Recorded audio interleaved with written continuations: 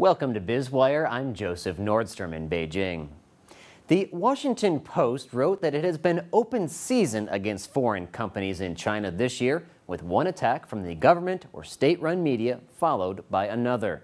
And we reported earlier on Biz Wire that Arthur Krober of GK Dragonomics says that the environment for foreign companies in China has been getting worse since 2006. Well, that's when Krober says China's pledges to join the WTO were completed. Soon after, he says foreign companies started complaining of discrimination.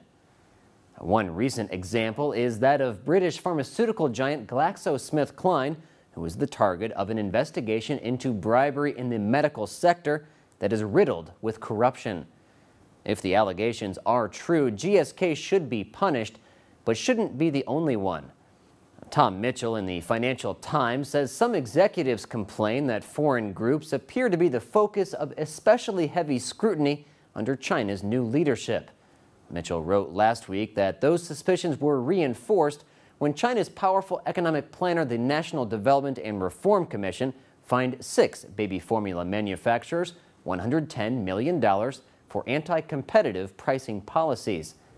State media earlier this year focused their attentions on Apple and accused the company of greedy and, quote, incomparably arrogant behavior. Chinese consumers have long complained that Apple charges higher prices and introduces its latest products much later on the Chinese market, despite being manufactured in the country. Consumers also charge that Apple has double standards for Chinese customers who are given much shorter warranties on the products they buy and bad after-sales service. Chinese media played this up to the point where those who were disappointed in Apple were questioning the media's agenda. Of course, Chinese government officials reject suggestions that there has been a concerted effort to go after foreign firms. In the Washington Post, Simon Denyer writes that foreign companies say they feel like scapegoats. Denyer says this could be in part a reaction to the slowdown in economic growth and also an effort to divert attention away from China's own domestic corruption issues and food and drug safety concerns. Denyer says it's no coincidence that most of the criticism has come over food safety and the costs of health care. Those are issues of major concern to China's emerging middle class and have been a focus of much resentment with domestic suppliers. On China File, Krober says that President Xi Jinping has yet to properly articulate a clear position on foreign investment, allowing conservatives within the party to do what they want.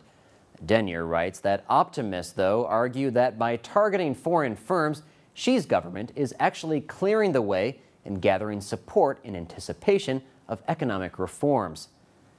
Denyer explains that this line of thinking argues that the attacks help to appease powerful interests in China's state-owned enterprises, but also serves as a warning to them to fall in line.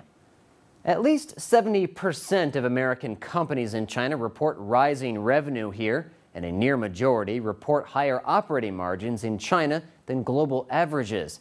So while firms will complain, they're not going anywhere except deeper into the country that's driving their balance sheets deeper into the black. You're watching Biz Wire on the Blue Ocean Network. We'll be right back with more insight into the big picture of China's economy.